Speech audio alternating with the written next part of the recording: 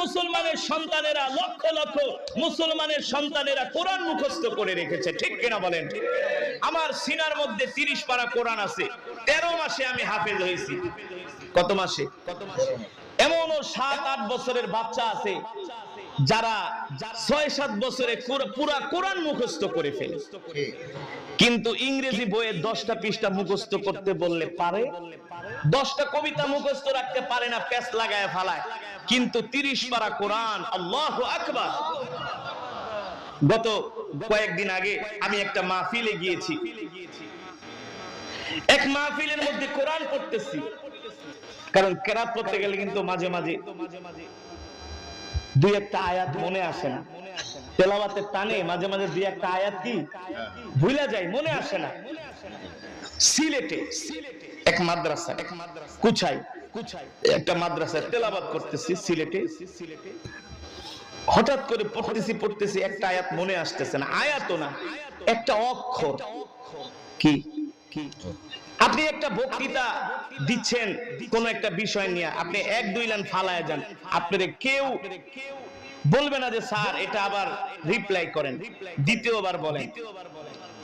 কিন্তু কোরআন এমন এক কিতাব, একটা অক্ষর শুধু, এই যে দেন না তারাবি নামাজে হাফেজরা তারাবি পড়ে, একটা শব্দ রাইখা গেলে পিছন থেকে হাফেজরা লোকমা দেওয়া শুরু করে। এটা কোরআন, এটা নিয়ে কোনো ফাইজলামি চলে না, ঠিক কিনা বলেন? এই কোরআনের একটা নক্তা জের জবর পেশেরও কেউ পরিবর্তন করতে পারে নাই। তো আমি মাহফিলে তেলাওয়াত করতেছি, একটা আয়াত আমার বেরেনে আছে, জিহানে আছে, মাগার জবানে আসতেছে না। অনেক সময় দেখবেন কিছু বিষয় আপনার ব্রেনটা আছে কিন্তু মনে আসতেছে না, মুখে আসতেছে না, হয় না এমন? তো তেলাওয়াত করতেছি, মুখে আসে না, একটা অক্ষর, অনলি একটা অক্ষর। তো আমার সামনে হেফজখানার কিছু ছাত্ররা, ওরা পাগড়ি নিছে, কেবল মাদ্রাসার মাহফিল তো পাগড়ি নিছে। এক এক ছাত্রের বয়স হবে সর্বোচ্চ 7, 8, 9, 5, 6, 7, 8, 9 এর উপরে হবে না। তো আমি একটা আয়াত বারবার ভুল করতেছি, অক্ষর রেখে যাচ্ছি, আর ওরা আমার এই অবস্থা দেখা শুধু হাসতেছে।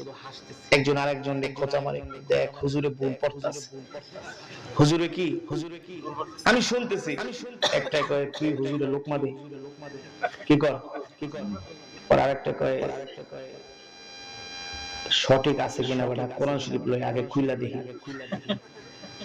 মাদ্রাসার পোলাপান যে কত ব্রেনি, এটা আপনাদের মানে কল্পনাও নেই। কারণ ব্রেনি না হলে কি কোরআন মুখস্থ করতে পারে? এটা কি সোজা কথা? আরে আপনারা যে ইংরেজি বাংলা পড়েন, এগুলো তো আমাদের জন্য কোনো বিষয় না, বিষয় যারা পুরো কোরআন মুখস্থ করতে পারে। আর মাদ্রাসার ছাত্ররা সবচেয়ে বেশি ব্রেনি হয়। কারণ কি?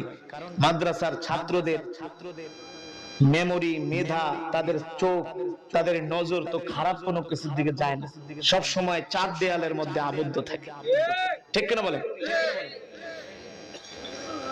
ঢাকা ইউনিভার্সিটি থেকে একজন ইংলিশ টিচার আসছিলেন আমাদেরকে ইংলিশ শিখাতে।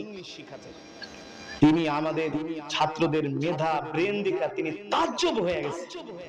বলে যে হুজুরদের সাথে নাম ইসলামী বুঝতাম না যে আসলে এগুলা কি মাল, এগুলার মাথায় যে কি আছে, এত ব্রেন, এত তুখার ব্রেন, এত জেহান, এত মেধা।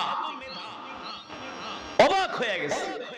কারণ যাদের কাছে কোরআনের শিক্ষা আছে তারাই হলো পৃথিবীর শ্রেষ্ঠ শিক্ষাবিদ, ঠিক কিনা বলেন? তারাই পৃথিবীর শ্রেষ্ঠ শিক্ষাবিদ, শ্রেষ্ঠ মানুষ। সুবহানাল্লাহ বলেন। এটা কি আমার কথা?